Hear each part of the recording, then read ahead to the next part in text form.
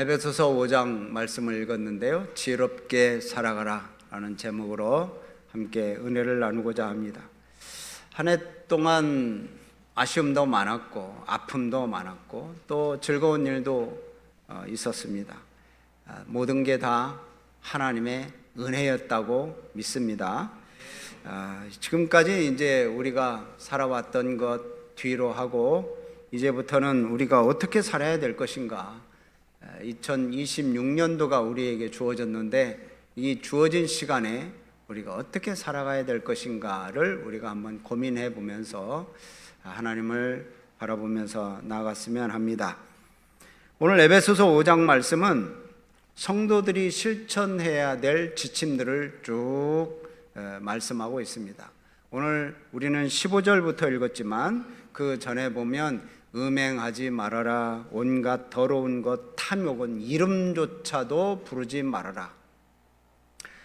또 음탕한 말, 어리석은 말, 상스러운 농담 이런 것조차 다 버리라. 이렇게 버리라고 말씀하시면서 감사하는 말을 하라고 말합니다.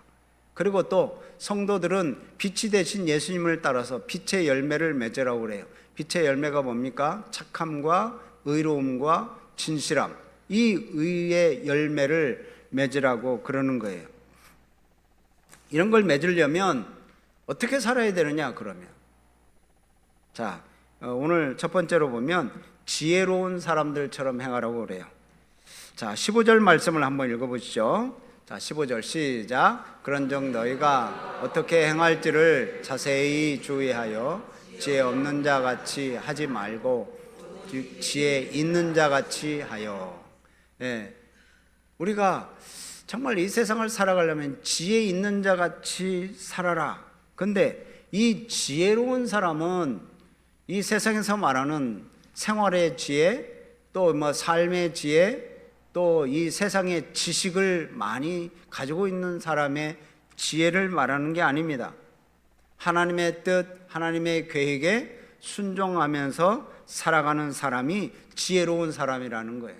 반대로 지혜롭지 못한 사람, 지혜 없는 사람은 어떤 사람이냐?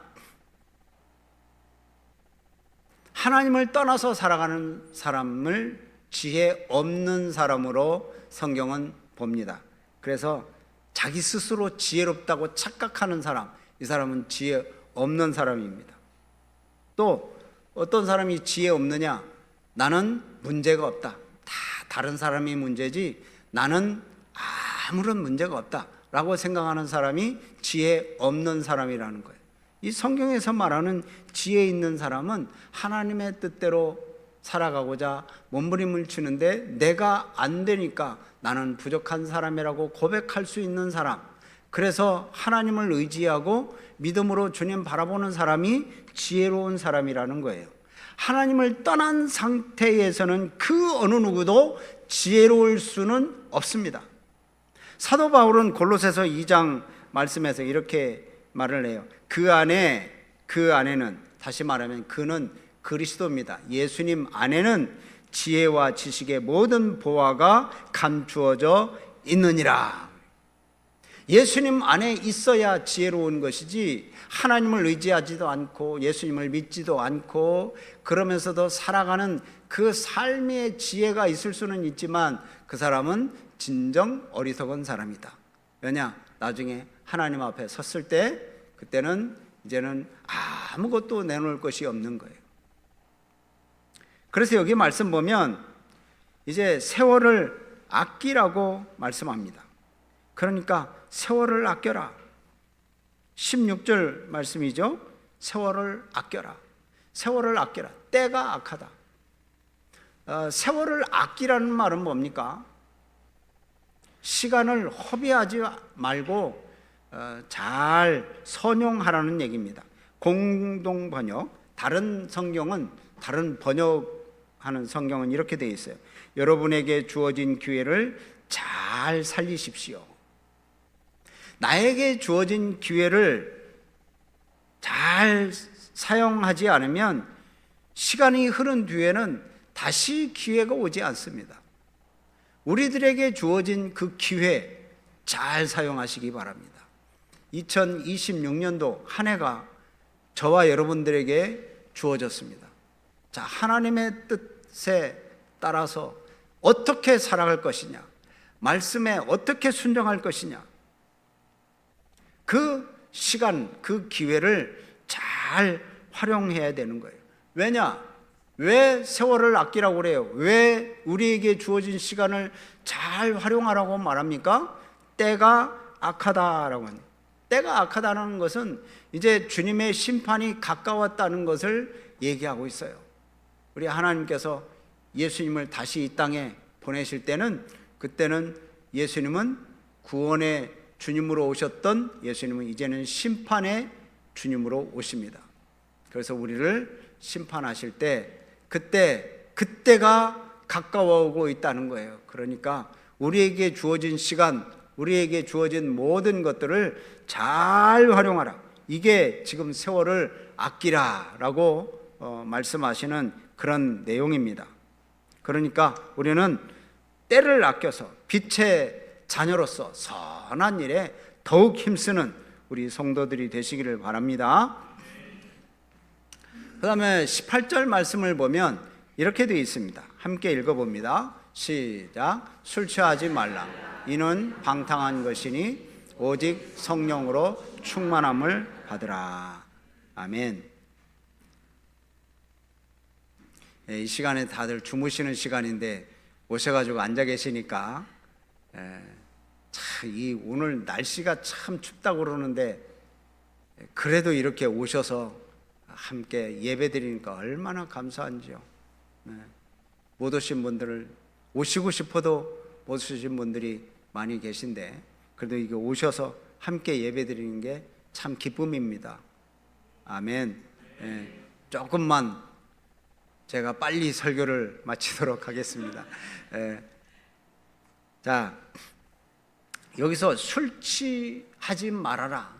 지금 에베소 교회는 사실 예루살렘에서 멀리 떨어진 이방인들이 주로, 유대인들 외에 이방인들이 주로 사는 그런 곳에 교회가 세워진 곳이에요. 그래서 이방인들은 이제 우상 숭배하다가 예수님을 믿게 되었잖아요. 그러니까 이 사람들이 옛 습관을 버리지를 못해요. 그래서 이제 이 술 취함이 종종 있는 것 같아요. 이 사람들은 왜 술을 취합니까? 근심에서 해방하려고 술을 취해요. 여러분, 요즘 사람들도 그러잖아요. 막 걱정, 근심이 있으면, 괴로우면 술을 마셔버려요. 왜? 술을 마시면 정신이 없으니까. 내 정신이 걱정, 근심 이거 잊어버리니까 정신이 없어서 그냥 잊어버리잖아요. 저는 술 안 취해봤어요. 괜히 술 취해봤냐고 저한테 물어보지 마시고, 저는 술을 안 취해봤습니다. 그 술 취한 이 이방인들의 특징이 그래요. 술 취한 거예요. 왜? 근심 걱정을 잊어버리고. 또 이 사람들은 신들과 아주 깊은 교제를 나누는 데 있어서 또 술 취하는 것이 자기들의 신들과 이렇게 교제하는 것으로 그렇게 알고 있어요. 그래서 신비한 또 지식을 얻기 위해서 막 술을 취하는 경우가 있었대요. 그러니까 이 사람들이 그냥 뭔가 좀 괴롭고 힘들고 또 어떤 자기들이 믿는 신을 또 가까이 하기 위해서는 술 취해버리는 거예요. 이게 좋은 게 아니거든요. 왜? 술 취하면 제정신이 아니거든요. 그러니까 이건 술 취하지 말라. 이는 뭐라고요? 방탕한 것이다.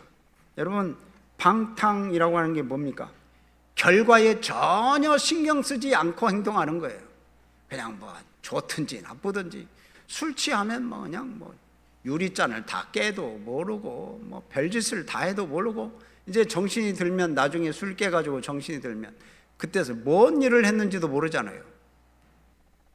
그러니까 이 방탕하다고 하는 뜻이 바로 그런 거예요. 행동의 결과에 전혀 신경 쓰지 않고 무분별하게 그냥 행동하는 거, 그게 이제 방탕이거든요. 그러니까 이런 것은 하나님의 나라의 유업을 받지 못한다. 이 사도 바울은 아예 선포를 해버립니다. 이 술 취하는 것은 방탕한 것이고 이런 사람들은 하나님 나라를 유업으로 받지 못한다. 고린도전서 6장 9절 말씀에 그래. 불의한 자가 하나님의 나라를 유업으로 받지 못할 줄을 알지 못하느냐. 그리고 10절 말씀에 보면 도적이나 탐욕을 부리는 자나 술 취하는 자나 그 목록에 들어가 있어요. 모욕하는 자나 속여 빼앗는 자들, 하나님의 나라를 유업으로 받지 못하리라. 천국 못 들어간다는 얘기죠. 그러니까 술 취하지 말고 그러면 어떻게 하라고요? 성령으로 충만함을 받으라. 그래서 사도 바울은 교회 안에 감독들 뽑히는 조건이 뭐예요? 술을 즐기지 않아야 한다. 집사들 뽑을 때 그러잖아요. 우리 작년에, 벌써 작년이네요. 작년에 우리 임직식 할 때 임직자들 뽑을 때 술에 인박이지 않아야 된다. 집사 뽑은 기준도 바로 그런 거잖아요. 술에 인박이지 않는 사람들. 아무리 믿음이 좋은 성도라고 해도 술에 취하게 되면 정신이 혼미합니다. 판단력이 흐려집니다. 그러니까 그러다가 주의 뜻과 반대되는 행동을 하게 돼요. 이게 술 취하면 남의 말을 들으려고 하지 않아요. 다 내 말만 하려고 그러고 내 고집만 부리려고 해요. 그러고 보면 여러분 술 안 취해도 꼭 술 취한 모양처럼 살아가는 우리들을 볼 수 있죠. 남의 말 안 들어. 내 말만 하려고 그래. 내 주장만 내세우려고 그래. 이건 술 취한 거나 마찬가지예요. 방탕한 거예요. 결과는 전혀 신경 쓰지 않고 내 말만 하고 다른 사람 말을 안 듣고 그러려고 하는 거. 이 고집불통이. 이게 이제 술 취한 거나 마찬가지예요. 난 술 안 취해. 난 술 안 먹어. 그래도 여러분 이런 이 술 취한 사람과 똑같은 행동을 한다면 그건 술 취한 거나 마찬가지예요. 그러면 어떻게 했냐? 성령으로 충만함을 받으라는 거예요. 성령으로 충만한 삶은 이 술 취한 거 완전히 대조적인 겁니다. 내가 나를 지배하는 게 아니라 내가 하나님을 움직이려고 하는 게 아니라 하나님의 지배를 내가 받는 거예요. 그래서 하나님께서 말씀하시는 대로 하나님의 말씀대로 내가 순종하는 거예요. 이 성령이 우리의 마음과 우리의 삶을 이끌어 가도록 주권을 내어 드리는 거예요. 이게 성령 충만한 삶입니다. 그러니까 성령 충만하게 된 사람은 이 그리스도를 본받아서 변화돼요. 온전하게 변화돼요. 이게 성령 충만한 삶입니다. 그래서 존 스토튼 목사님이 이렇게 말씀했어요. 지나친 음주는 술 취한 사람을 비이성적인 상태로 몰고 감으로써 짐승으로 만들지만 성령 충만은 절제되고 도덕적 품행으로 끌어감으로 그리스도의 형상으로 변화시킨다 라고 되어 있어요. 여러분 성령 충만하시겠습니까? 내 고집 충만하시겠습니까? 성령 충만하시기 바랍니다. 아멘. 새 사람을 입는 것은 바로 그런 거예요. 우리가 세월을 아끼라고 하는 것은 바로 성령 충만한 삶을 살아가는 거예요. 그래서 성령 충만한 사람의 삶의 모습은 바로 어떤 모습이냐? 19절, 20절, 21절 말씀이 바로 그런 말씀입니다. 첫 번째로 신령한 노래로 서로 화답한다. 찬송하는 거예요. 대중가요 뭐 이런 요즘 트로트 막 인기가 있고 그러는데 이런 거 안 부르는 거예요. 찬송. 지금까지 지내온 것. 이 찬송 부르면 얼마나 은혜가 돼요. 눈물이 나죠. 하나님의 은혜 감동스럽고 복의 근원 강림하사 찬송하게 하소서. 감동스럽잖아요. 우리 하나님이 복의 근원이시라는 걸 노래하는 거예요. 이 신령한 노래로 서로 화답하는 거예요. 이게 충만한 사람의, 성령 충만한 사람의 바람직한 모습. 그 다음에 여기 두 번째로 보면 이 신령한 노래를 마음으로 주께 노래하니, 기쁨으로 찬양을 드리는 거예요. 기쁨으로, 감사함으로, 감격스러워서 찬양을 드리는 거예요. 또 이 성령 충만한 사람의 모습은, 자 20절 끝부분에 보면 뭐라고 되어 있어요? 하나님 아버지께 감사하며, 그리스도의 이름으로 항상 하나님 아버지께 감사한다.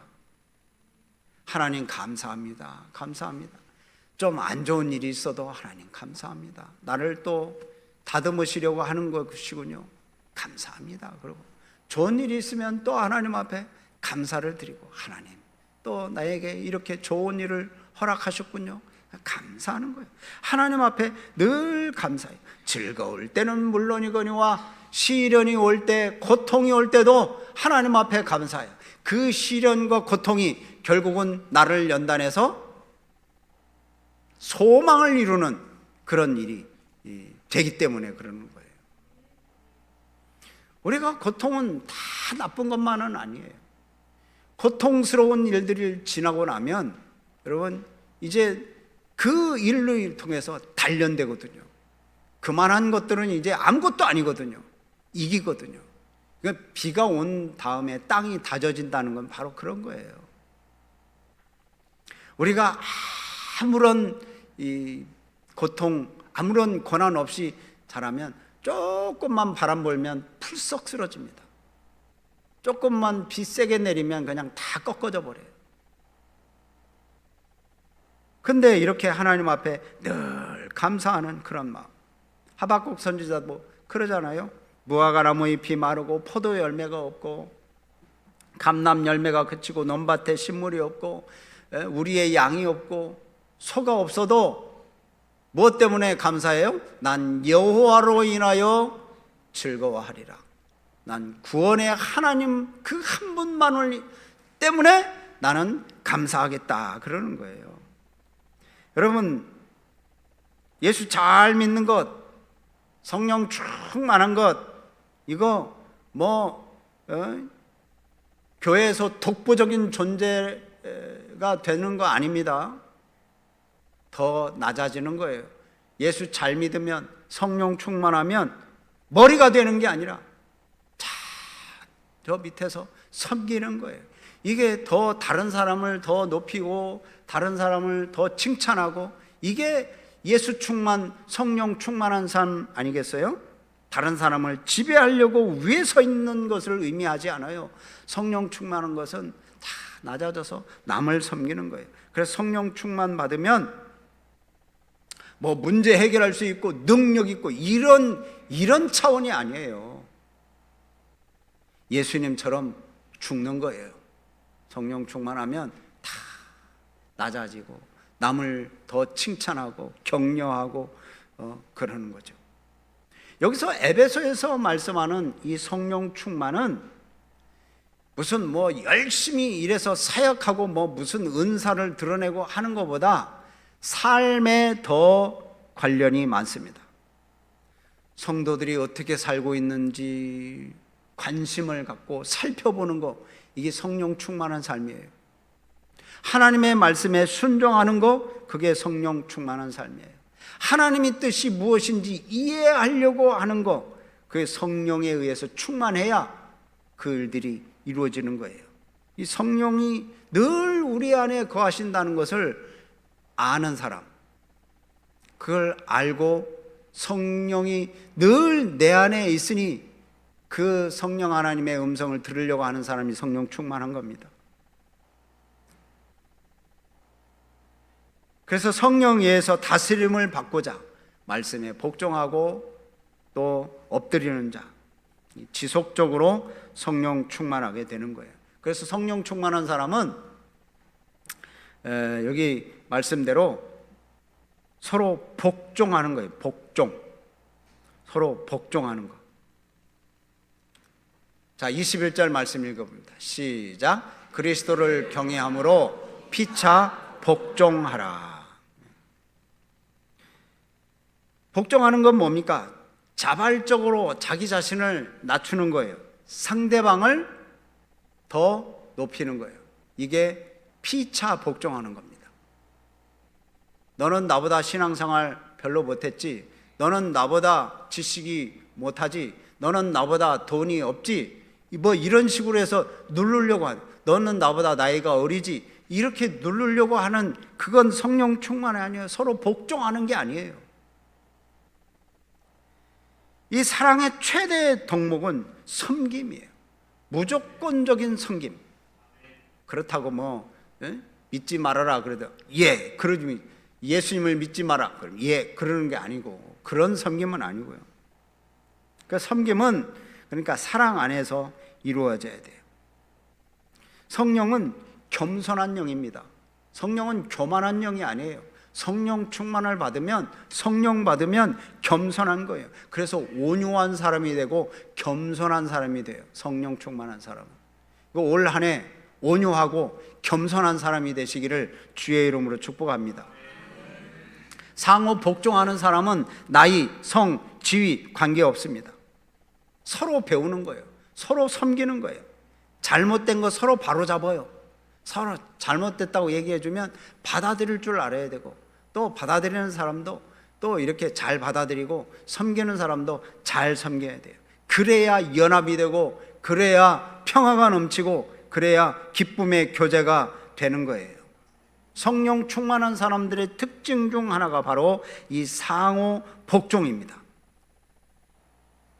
만약에 우리가 신앙생활 하면서 무례할 뿐 아니라 자기 주장만 내세우면서 다른 사람에게 상처를 주는 거라면 성령 충만한 사람 아니에요. 만일 그런 사람이 있다면 자기 스스로 점검해 봐야 돼요. 내가 성령 충만한 사람인가? 성령은 비둘기같이 온유하고 겸손한 영이에요. 성령 충만한 사람은 그런 사람이에요. 교회의 갈등의 문제, 분열의 문제의 근원은 다 그런 거예요. 자기 이익 주장, 자기 주장, 자기 이익을 우선으로 하기 때문에 그래요. 올 한 해는 우리 가정에서나 교회에서나 직장에서나 내 이익 생각하지 말고, 내 주장 내세우지 말고 서로를 지켜 세워주고 서로 복종하면 가정에서나 교회에서나 직장에서나 사업에서나 정말 연합이 되고 또 풍성한 은혜가 그 가운데 넘치게 될 줄로 믿습니다. 그러니까 서로 복종하는 거예요. 그리스도를 경외하는 사람은, 예수님을 경외하고 하나님을 경외하는 사람은 다른 사람을 섬기지 않을 수가 없어요. 당연히 섬기게 돼요. 왜? 예수님도 섬기는데, 예수님도 우리 인간을 섬기는데 당연히 섬기죠. 다른 사람을 제대로 섬기지 않는 사람은 예수님을 경외하지 않거나 사랑하지 않는 거예요. 그러니까 성령 충만함은 어디에서 발견하느냐? 서로 간의 관계 속에서 발견돼요. 저 사람이 성령 충만한 사람인가 아닌가? 뭐 성령 충만하면 막 기도하고 막 샬라샬라하고 뭐 기도할 때 방방 뜨고 막 그러는 사람이 성령 충만한 사람이 아니에요. 성경에 말하는 성령 충만은 예배를 통해서 하나님과 깊은 관계를 유지하고 또 성도들과 아주 친밀한 교제를 나누는 것. 여러분, 그런 면에서 현재 우리들 한번 점검해 보시기 바랍니다. 나의 영적인 모습은 어떤지 점검해 보시고, 내가 성령의 이끌림을 받는 자로서 날마다 하나님을 찬양하고 예배하고 감사하는 자로 살아가고 있는지, 또 성도 사이에 온전한 교제를 이루고 또 서로 돌아보고 섬기는 수고가 있는지 살펴보시기를 바랍니다. 이제 세월을 아껴라 라고 하는데, 우리에게 주어진 이 1년을 얼마나 잘 활용하려는지, 우리는 성령 충만한 삶을 살면 1년을 아주 시간 허비하지 않고 잘 활용하게 될 줄로 믿습니다. 그런 지혜로운 자로 살아가시는 우리 성도들이 되시기를 주의 이름으로 축복합니다. 아멘. 오늘 말씀을 생각하면서 여러분 기도하시기를 바랍니다. 첫 번째 기도 제목은 분별하는 지혜로 하루하루를 살아가게 해달라고, 그렇게 기도하시기를 바랍니다. 두 번째, 성령 충만함으로 삶이 새로워지게 해달라고. 세 번째로는 우리 그리스도를 경외함으로 피차 복종하게 해달라고, 서로 세워가게 해달라고, 그렇게 기도하시기를 바랍니다. 눈을 감으시고 우리 말씀을 생각하면서 함께 통성으로 기도합니다.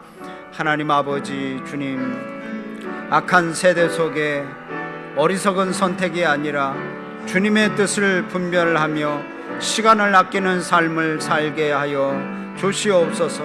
말과 행동과 결정마다 성령 하나님이 인도하여 주시옵소서.